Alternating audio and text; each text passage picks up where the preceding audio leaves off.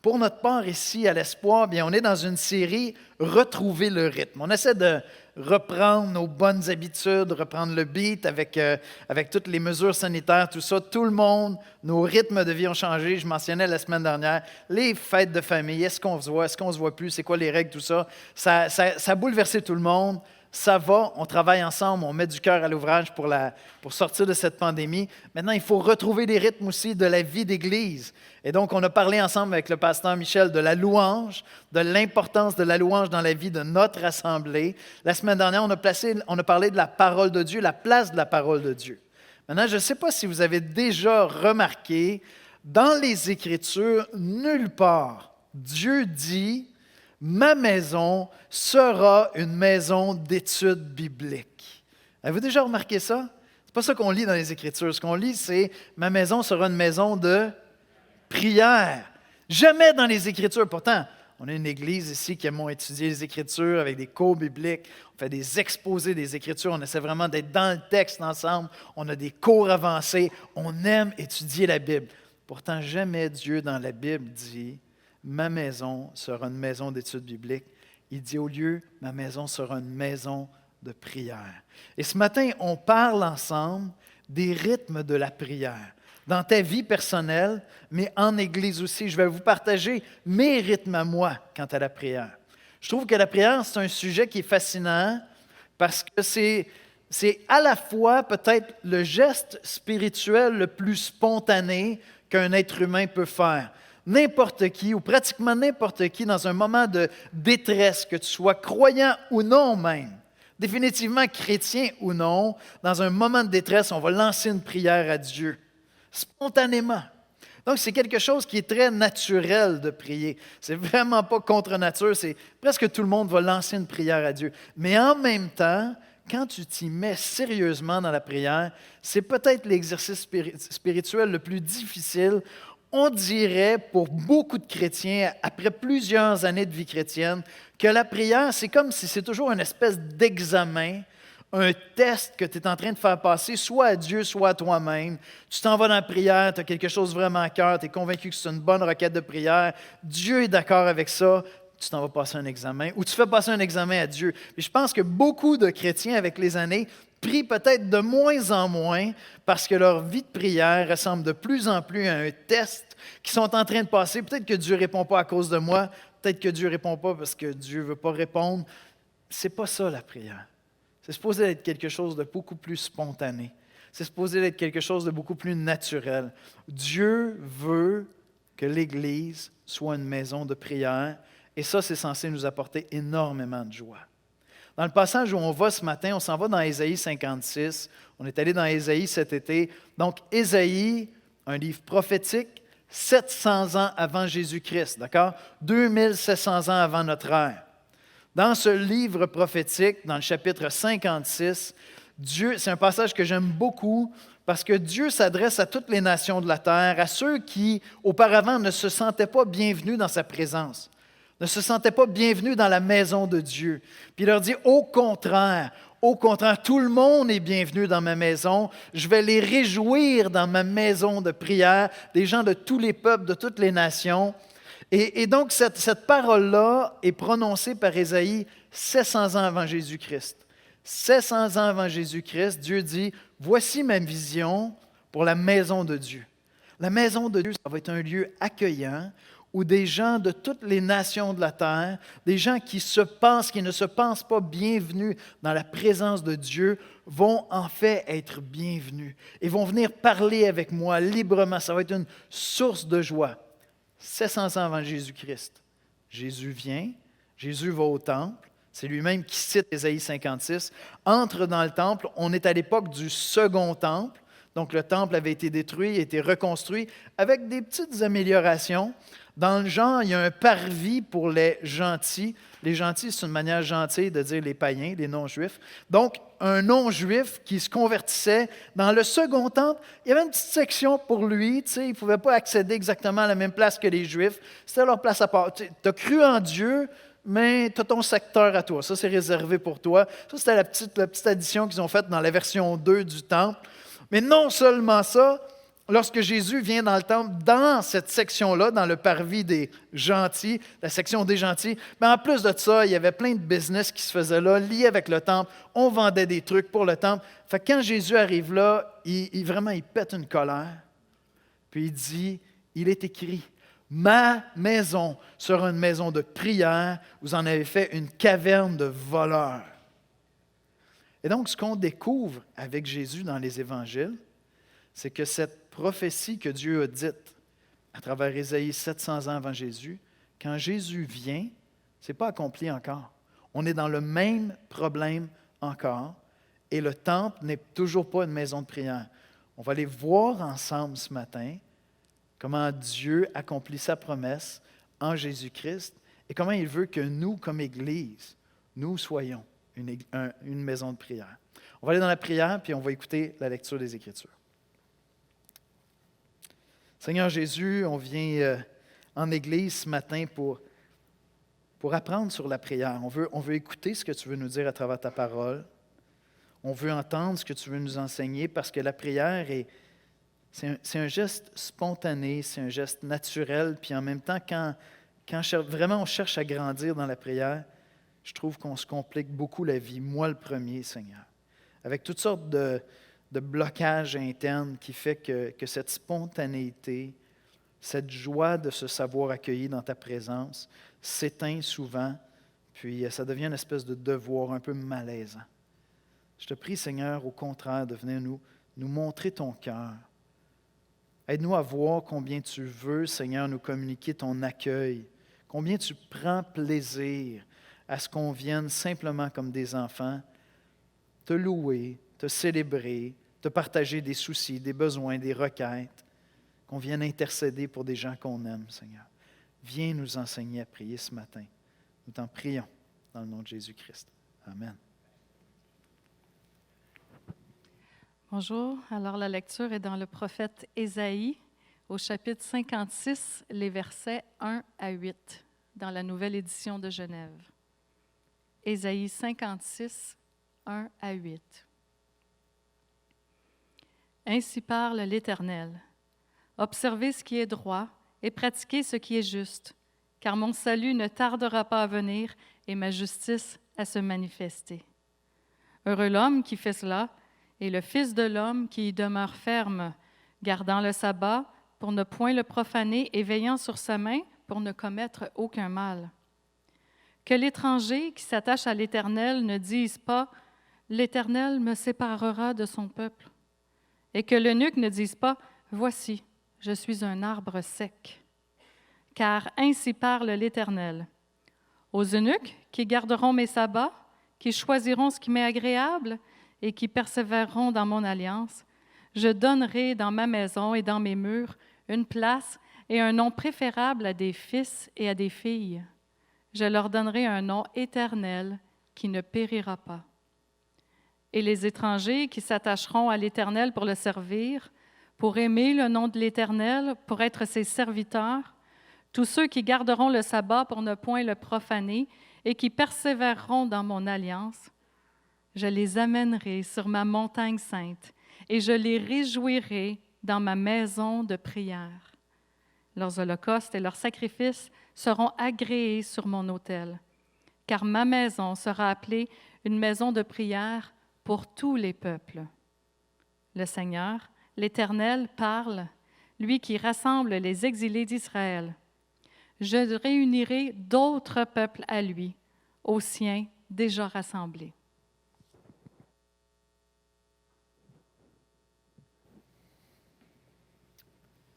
Merci, darling. C'est mon épouse, pour ceux qui le savent. Juste pour éviter tout malaise. La prière est l'un des gestes les plus intimes et les plus spirituels que l'être humain puisse poser. La prière chrétienne est formée par notre connaissance que notre Père céleste, grâce au grand accès que Jésus nous a donné, grâce au grand accès que Jésus nous a donné auprès de lui. Comme je mentionnais, la prière, c'est quelque chose de simple. C'est quelque chose de spontané. On enseigne à nos enfants à prier autour des repas, simplement. Puis là, au début, maladroitement, il nous imite. Puis assez vite, si on en a un qui est un peu dégêné, on est comme « Oh, wow, c'est incroyable comment il prie. » tu sais. Là, il part. Puis là, il réalise en plus de ça qu'il est cool. Tu sais. Fait que là, ses prières deviennent très longues. C'est comme pas compliqué de prier. Mais en même temps, quand tu décides vraiment de prier, là ça se complique. Là, tu arrives avec des requêtes que tu as très, très, très à cœur.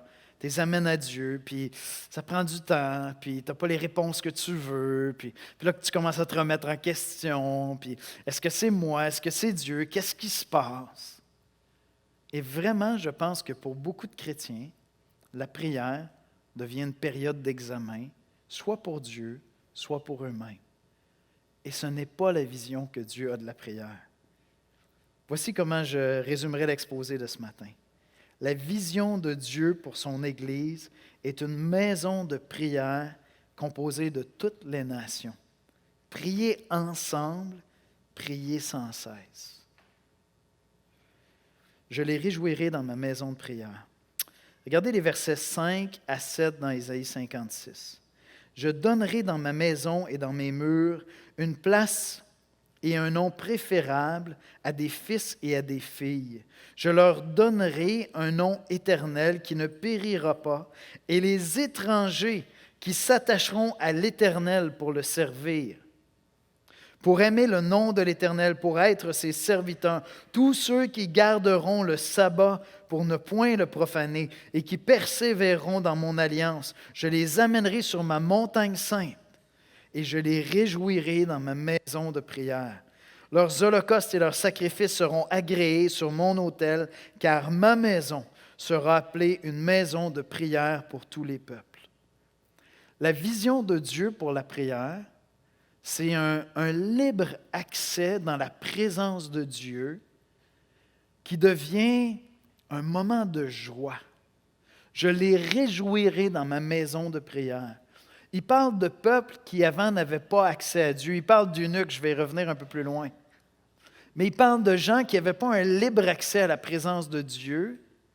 Et il dit, un jour va venir où ils vont avoir accès à moi. Ils vont pouvoir entrer dans ma présence et venir me parler. Ça va être un sujet de joie. Je les réjouirai dans ma maison de prière. Simplement parce qu'ils vont avoir une ferme conviction qu'ils ont un libre accès à Dieu. C'est intéressant, plus tard, Jésus va dire, « Je vous ai enseigné à prier dans mon nom.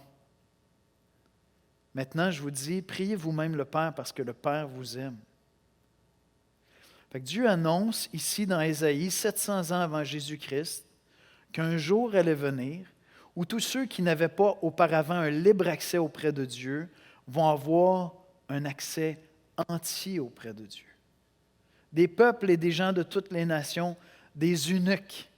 Dans l'Ancien Testament, il y avait des règles très, très claires parce que tout ce qui se passait dans le temple était des représentations de la sainteté de Dieu et Dieu était présent. Et donc, il y avait des règles qui peuvent sembler étranges pour nous, mais pouvaient entrer dans la présence de Dieu uniquement ce qui était parfait dans le sens qui était saint, qui n'était pas malade. Un eunuque, vous en douterez, c'est quelqu'un qui a été castré ou qui l'était naturellement, mais donc qui est mutilé. Et donc son corps n'est pas parfait, son corps n'est pas saint. Tous les prêtres, les sacrificateurs devaient venir de la famille de Lévi, de la tribu de Lévi. Et si tu étais un eunuque, bien jamais tu pourrais servir comme sacrificateur. Puis là, on arrive dans Ésaïe, puis c'est comme si Dieu est en train de dire, j'ai donné des prescriptions très claires à savoir qui va entrer dans ma présence dans le temple, mais un jour va venir où tout le monde va avoir accès. Il n'y a personne qui va pouvoir dire, moi je ne suis pas assez bien pour entrer dans la présence de Dieu. Je ne suis pas un juif, je ne suis pas un descendant d'Abraham, je suis un eunuque, je suis impur, je ne peux pas entrer. Un jour va venir où plus personne ne pourra dire ça. Tout le monde va avoir le droit d'accéder dans la présence de Dieu s'il s'attache à Dieu. Comme j'ai dit tout à l'heure, ça se passe 700 ans avant Jésus-Christ. Jésus vient, c'est toujours pas accompli puisque Jésus va dans le temple, il va citer lui-même Ésaïe 56. Il y a même un parvis pour les non-juifs. Il y a une discrimination à l'intérieur du peuple de Dieu. Donc ça ne s'est pas accompli là encore. Et puis en 70, après Jésus-Christ, le temple va être détruit. On le sait, l'histoire nous a enseigné que le temple est détruit en 70. Donc, quand est-ce que ça s'accomplit, ce texte-là? À quel moment est-ce que les gens de toutes les nations de la terre, des gens qui, en principe, n'auraient pas le droit d'accéder dans la présence de Dieu, vont pouvoir venir sur la montagne sainte, rencontrer la personne de Dieu avec un libre accès? Tout ça s'est accompli en Jésus-Christ. Tout ça s'est réalisé en Jésus-Christ. Un jour, Jésus visitait le temple, puis en regardant le temple, pendant que ses disciples étaient en train de dire « Regarde Seigneur, comment il est beau le temple, l'architecture, c'est raffiné, c'est beau, ça parle de la gloire de Dieu. » Qu'est-ce que Jésus a dit? Il a dit « Détruisez ce temple et en 3 jours, je vais le reconstruire. »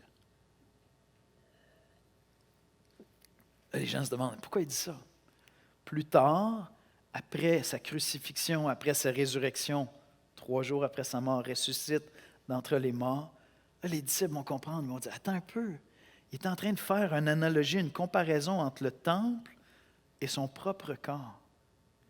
Et donc, on apprend dans le Nouveau Testament que tout ce qui était annoncé, tout ce qui était figuré, tout ce qui était en image dans le temple, vient s'accomplir en Jésus-Christ. Jésus est devenu notre temple. Voyez-vous, le temple, c'est cet endroit où Dieu avait dit à Israël, « Je vais toujours être là et vous pourrez toujours venir me rencontrer. Je vais toujours être présent et si tu t'es éloigné de moi, repens-toi de tes péchés, viens, offre un sacrifice, tu vas avoir accès à ma présence. » Et Jésus-Christ est notre temple. Parce qu'en lui, dans son sacrifice, nous avons constamment accès à Dieu. Toujours accès à Dieu. Jésus est notre sabbat, il est notre repos. Il est question dans Ésaïe du jour du sabbat. Le jour du sabbat, c'était le jour qui était consacré au service de Dieu, au repos, mais au service de Dieu. On apprenait à se reposer en Dieu, aller chanter des louanges au Seigneur, célébrer. Aujourd'hui, les chrétiens ont comme fait un jour différent parce qu'on voulait justement comprendre qu'il y a quelque chose qui est accompli. Nous, on célèbre le dimanche. Les premiers chrétiens ont consacré le premier jour de la semaine à servir le Seigneur, à louer le Seigneur. Ils ont dit, on ne peut pas faire ça le sabbat. Pourquoi? Parce que le sabbat est accompli en Jésus-Christ. L'auteur de la lettre aux Hébreux nous dit que Jésus-Christ est notre repos. C'est lui notre sabbat. On se repose de nos œuvres en s'appuyant sur ses œuvres à lui à la croix. Fait que ce beau passage-là que j'ai dans Ésaïe 56, qui est prophétique, puis qui dit « Un jour, tout le monde va avoir accès à Dieu, va pouvoir venir dans la présence de Dieu, et la prière va être une joie parce que tu vas savoir que tu appartiens à Dieu. » Écoute, Dieu va très loin. Il dit « Je vais leur donner un nom nouveau, un nom éternel. » Il y a des échos au livre de l'Apocalypse ici. Tout ça s'accomplit en Jésus-Christ. Le temple est détruit en 70. Ça ne change absolument rien pour nous. Nous n'avons plus besoin de cette image qui était le temple, puisque Jésus-Christ est notre temple. Quand je veux rencontrer Dieu, je m'approche de Dieu dans le nom de Jésus-Christ. Et je sais que Dieu m'écoute. Je sais que Dieu m'entend.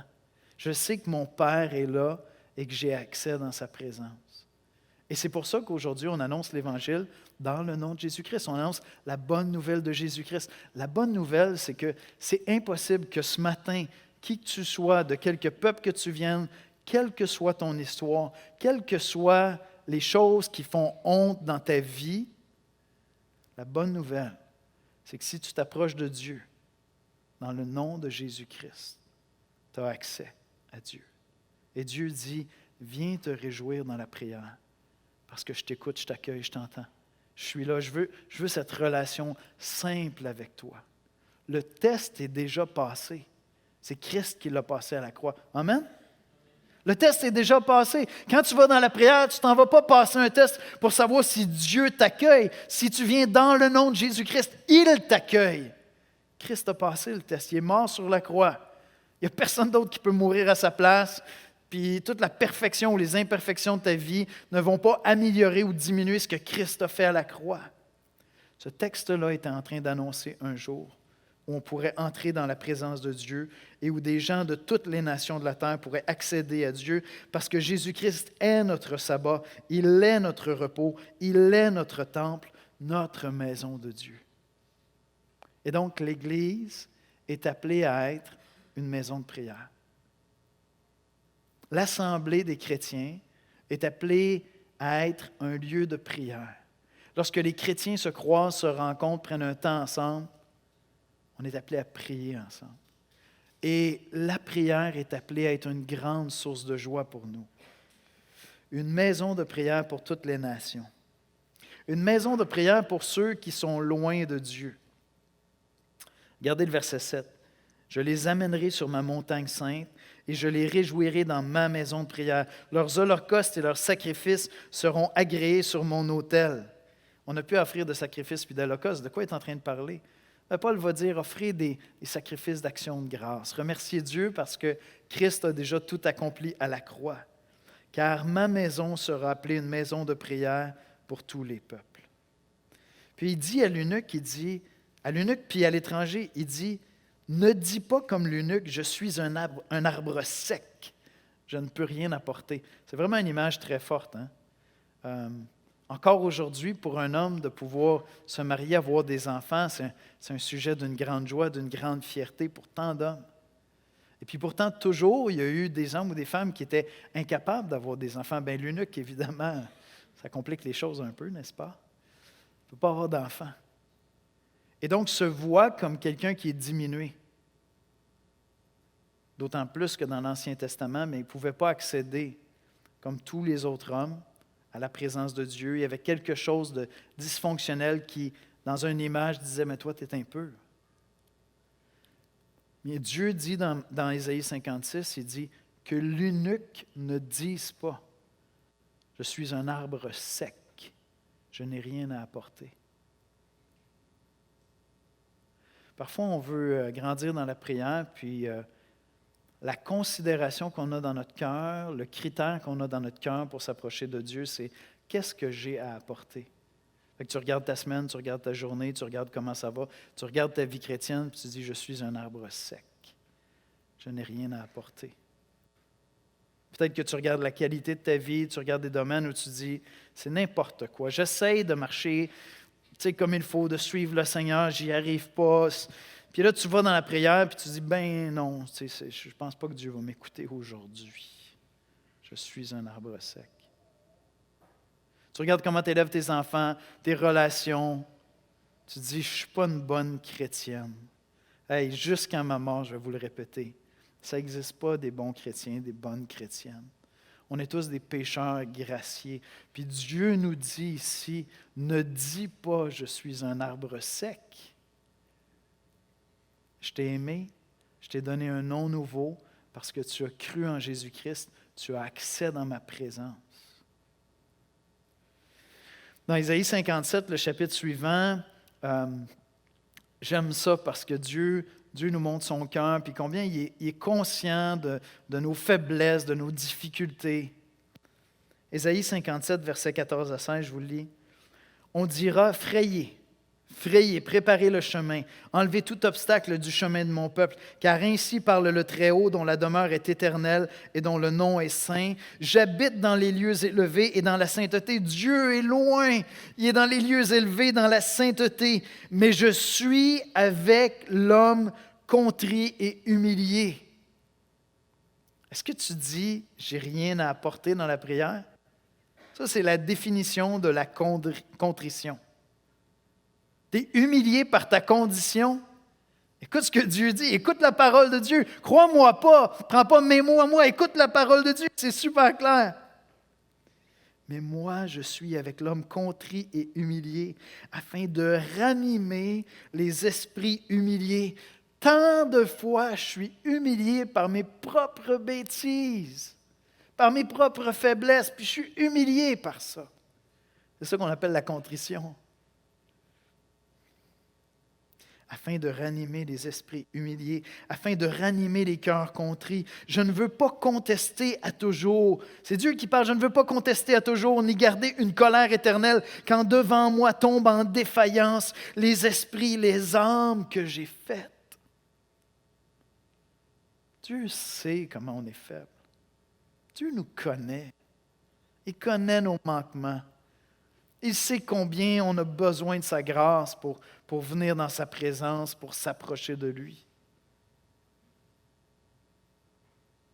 Et trop souvent, plusieurs d'entre nous, on est comme remplis de nous-mêmes, puis découragés par ce qu'on est. On a de la difficulté à s'approcher de Dieu. Comme si aller dans la prière, c'était un test de notre relation. Est-ce que vous avez eu des gens autour de vous avec qui vous aviez une belle amitié, un bel attachement, mais chaque fois que vous vous voyez, vous allez prendre un café ensemble, vous voyez une soirée, vous sentez toujours l'insécurité de l'autre qui est comme en train de dire, bon, OK, est-ce qu'il est bien avec moi? Est-ce que je prends trop de place? Est-ce que, tu sais, puis là, il est comme à l'affût. Il faut vraiment que tu lui donnes les signaux pour dire, tout va bien! Relax! Non, je suis bien avec toi, arrête d'être insécure! En amour, c'est terrible cette affaire-là. Là. C'est toujours des tests, tout est test. Dieu, voici ce que Dieu dit. Hey, relax! J'ai donné mon fils qui est mort sur la croix pour toi.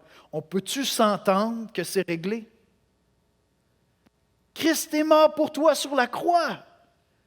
Je t'ai jamais accueilli parce que tu étais hot. Je vais juste mettre ça clair. Je t'ai toujours accueilli à cause de Christ. Quand tu viens dans la prière, c'est un lieu de joie. C'est un lieu de simplicité. On complique énormément la prière, puis on a l'impression qu'il faut comme qualifier un paquet d'affaires. La prière, ça doit être quelque chose de simple, presque banal, presque une pensée qui passe comme ça. Il y a toutes sortes de prières, il y a des prières d'intercession, mais la prière doit au moins être quelque chose de simple comme un enfant. J'ai eu une conversation avec un ami dernièrement. Je me préparais à aller errer dans la forêt, parce qu'à cette époque-ci de l'année, j'aime errer dans la forêt. J'aime la chasse.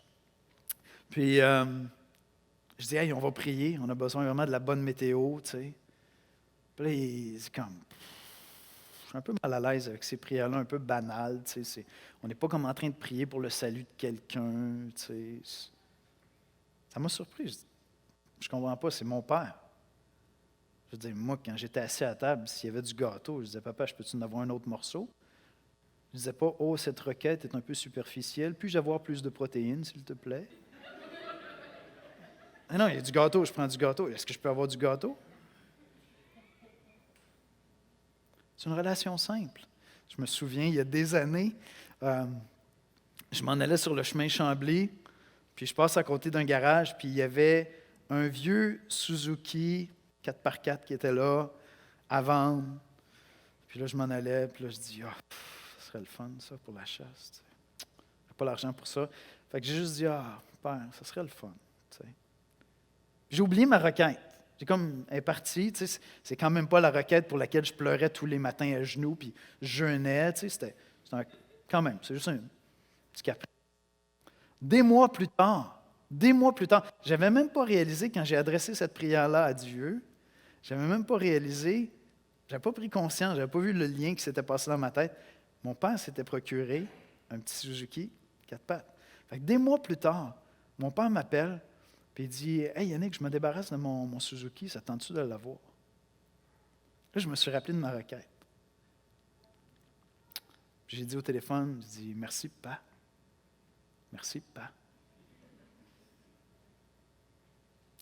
C'est simple, la prière, mais nous, on la complique énormément.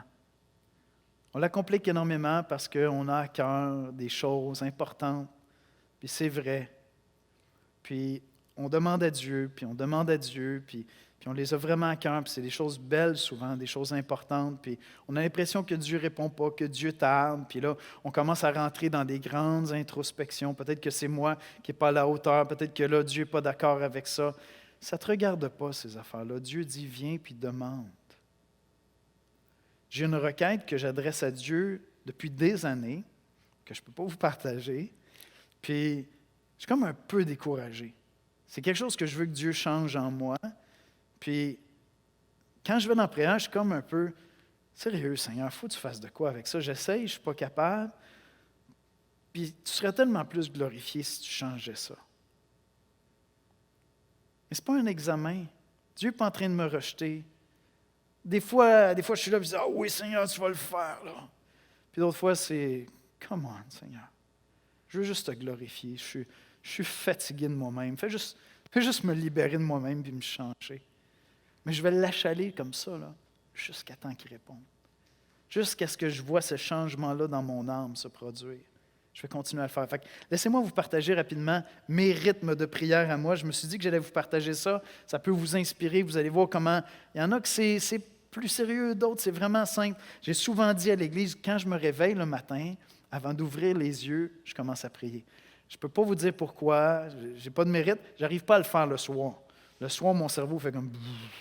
C'est fini. Le matin, ça sonne, il y a comme une petite lumière. Ça commence un petit peu à... un petit grésillement quelque part de cerveau. Et là, je commence à parler à Dieu. Littéralement, je fais ça tous les matins, quelques minutes avant de me lever. Juste, merci Seigneur. Wow, je vais passer une journée avec toi. J'ai besoin de toi. Je suis juste reconnaissant. J'ai passé une bonne nuit, une mauvaise nuit. Seigneur, j'ai besoin de toi. Quelques minutes, puis je me lève. Je me lève, puis après ça, je suis encore sur le radar. Il faut que je me rende jusqu'à la machine à espresso. Il faut que je fasse couler un espresso. Fait que je pars ma Bible en audio. Ça fait des années que je fais ça. Je passe en audio, autrement, j'y arrive juste pas.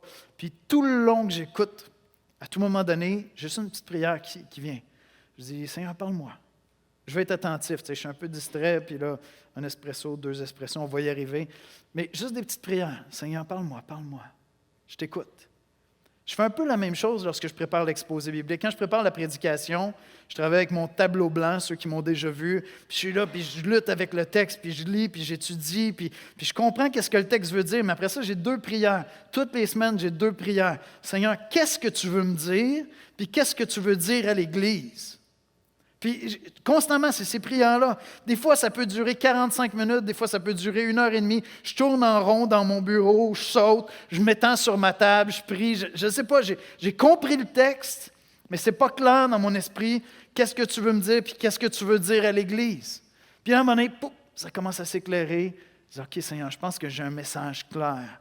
Ça commence à faire du sens. C'est une prière régulière que je fais. Je prie avant les repas. Je le fais sincèrement, je le fais simplement. Je prie avant les repas, c'est dans mes habitudes. Le vendredi matin, dans mes rythmes de prière, moi, je fais partie du mouvement de prière 24/7. De 6 à 7, les vendredis matins, c'est là, sur le radar, 1 espresso, 2 espressos, 3 espressos. On va y arriver, 6 à 7, tous les vendredis matins, j'intercède. Je prends des marches de prière. J'ai découvert ça depuis un an et demi. Moi, pour prier longtemps, je dois marcher. Si je reste assis, si je me couche, oublie ça, je dors. Mais quand je vais marcher au parc Michel-Chartrand, je commence avec un peu de louange, je chante au Seigneur, j'ai de l'air complètement fou, puis là, je commence à prier. Puis je peux prier pendant 1 heure comme ça. Découvert une petite méthode avec l'heure qui change le monde. J'ai ma petite méthode de prière, je peux prier pendant 1 heure comme ça. Je prie de temps en temps avec mon épouse, spontanément, le soir en se couchant, à part au travail. Puis on va juste prier, je prie à ce moment-là. Je prie 1 fois par mois avec les anciens. J'ai développé une bonne habitude aussi depuis quelques années. Généralement, quand j'ai un temps avec un chrétien, on ne se quitte pas sans prier. Au téléphone, dans mon bureau, n'importe où. Hey, ça te dérange-tu? J'aimerais juste ça prier pour toi. Puis au début, c'est très étrange. Si vous essayez ça, au début, tu as juste l'air comme du gars qui essaie d'être super spirituel. Tu sais, en train de parler de ton changement d'huile, les pneus d'hiver qui s'en viennent. Puis là, tu dis, hey, ciao, il faut qu'on se laisse. Puis là, tu dis, ça te dérange-tu si je prie? Au début, ça peut être un sentiment très. Tu as vraiment l'impression comme de jouer au... Moi, c'est comme ça que je me sentais. Puis d'une fois à l'autre, ça devient une belle habitude. Puis là, tu dis, ça fait du bien. C'est ça que ça fait des chrétiens. C'est pas juste ciao, bye, à la prochaine. C'est, veux-tu, on va juste prier avant de se laisser. Puis après ça, ciao, bye, à la prochaine. Donc ça, c'est mes rythmes à moi. J'aimerais ça grandir encore beaucoup. J'aimerais prier plus régulièrement et intentionnellement avec mon épouse. J'aimerais ça aussi prendre plus de marches de prière pour consacrer plus de temps à l'intercession. Ça, ce sont mes rythmes à moi. Je ne sais pas quels sont tes rythmes. Puis vous voyez qu'il y en a plein qui tournent autour de l'Église. Il y en a plein où je suis avec des frères et sœurs. Mais avec une grande simplicité, je viens dans la prière. Alors, je passe à mon dernier point. J'aimerais ça que les musiciens viennent me rejoindre. Très brièvement, je veux terminer avec ceci. Parce qu'on parle des rythmes de la prière en Église. Quand on arrive dans le Nouveau Testament, une fois que je sais que j'ai placé ma foi en Jésus-Christ, une fois que je sais que j'ai été aimé du Père à cause de Christ. Dans le Nouveau Testament, l'apôtre Paul va nous dire « Priez sans cesse. En toute chose, faites connaître vos besoins à Dieu. » Tu as besoin de telle température pour ta journée de chasse? En toute chose, faites connaître vos besoins à Dieu. Et donc, mon message pour l'Église de l'Espoir, c'est apprenons à prier ensemble plus souvent. Apprenons à prier ensemble plus souvent. Les rythmes de la prière à l'Espoir, je vais juste vous les partager rapidement, mais pendant la célébration le dimanche matin, vous allez voir intentionnellement, il y a des interventions où on veut prier régulièrement ensemble. On a le groupe de prière des hommes, le groupe de prière des dames le dimanche matin, pour apprendre à prier ensemble, pour intercéder ensemble. On prie dans nos groupes connexion ensemble. On a la prière mensuelle du 24/7. Le pasteur Luigi nous invite fidèlement à tous les mois à venir prier avec lui une fois par mois un dimanche soir. On a l'intercession des anciens à chaque mois. Les pasteurs prient ensemble. Mais voici 2 domaines où j'aimerais voir l'Église grandir. Lorsqu'on parle de trouver le rythme, retrouver le rythme de la prière, 2 domaines où j'aimerais voir l'Église grandir pour qu'on prie sans cesse, pour qu'on puisse apprendre à se réjouir dans la prière. Je les réjouirai dans ma maison de prière. Qu'on apprenne à prier ensemble chaque fois qu'on se voit. Simplement. Tu vas visiter un frère, une sœur, vous croisez, vous prenez un temps, banal ou non. On sait qu'on a accès auprès de Dieu. Prenons l'habitude de prier ensemble quelques instants. Juste que ça devienne une habitude, un réflexe, une culture. Chaque fois que des gens de l'Église se croisent, avant de se laisser, prenons une minute pour prier. Si tu sens qu'il y a un malaise, l'autre personne n'est peut-être pas confortable, prie pour elle. Prie pour elle. Bénis-la dans la prière. Et le deuxième domaine, j'aimerais ça qu'on grandisse en ayant plus de veillées de prière à l'Espoir. Une veillée de prière, c'est souvent une initiative spontanée. Quelqu'un qui est touché par une situation où il y a un besoin dans le monde, dans l'Église, puis qui dit hey, « j'aimerais ça qu'on prie ensemble ». Alors, je fais quelque chose ce matin. Ce matin, je vous invite et je vous donne l'autorisation d'organiser des veillées de prière. Vous n'avez pas besoin d'attendre toujours que toutes les initiatives viennent des pasteurs. Je vous invite, vous dites, écoute, il y a telle situation, j'ai à cœur qu'on puisse prier en Église pour ça, va voir un des pasteurs, et puis on va te donner notre bénédiction, on va l'annoncer, et il va y avoir une veillée de prière. Parce qu'on doit apprendre à prier ensemble. Lorsqu'il y a des gens qui souffrent, lorsqu'il y a des gens qui ne vont pas bien, lorsqu'il y a un pays qui est en train de traverser une catastrophe, puis soit que tu es originaire de ce pays-là, tu as des amis qui sont là-bas, tu es touché par la situation, tu te dis, j'ai à cœur dimanche soir prochain, est-ce qu'on peut faire une veillée de prière? Viens nous voir, puis vas-y, fonce, on va te donner notre bénédiction. J'aimerais que l'Église puisse grandir dans ça. Pourquoi? Parce que jamais dans les Écritures, Dieu dit, ma maison sera une maison d'études bibliques. On veut étudier la Bible. On veut étudier la Bible pour être plus près de Dieu. Mais Dieu dit, ma maison sera une maison de prière. Mais retrouvons ensemble les rythmes de la prière. On va prier. Seigneur Jésus, merci pour ta parole qui, comme vient ajuster notre cœur, nous démontre que notre accès auprès de toi, c'est un accès de grâce. C'est en vertu de la grâce qu'il y a en Jésus-Christ que nous pouvons nous approcher de toi, Seigneur.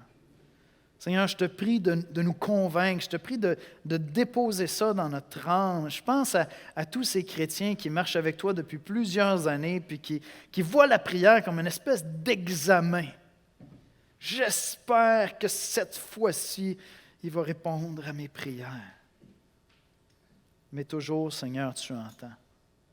Et toujours, tu nous accueilles, Seigneur. Et toujours, tu fais la bonne chose avec toutes nos prières, avec toutes nos requêtes, la meilleure chose, celle qui concourt à notre bien, Seigneur. Seigneur, enseigne-nous à venir vers toi avec simplicité, avec une grande simplicité, une grande confiance de savoir qu'il n'y a personne ici ce matin qui est trop loin de toi, qu'il ne puisse venir dans ta présence, mais qu'au contraire, à tous ceux et celles qui invoquent le nom de Jésus-Christ, qui s'approchent de toi à cause de Jésus-Christ, un grand accès leur est donné, Seigneur. Viens nous faire grandir en Église afin que la prière devienne une grande source de joie pour nous, Seigneur. Seigneur, que cette maison, Seigneur, soit une maison de prière, une maison de louange, Seigneur.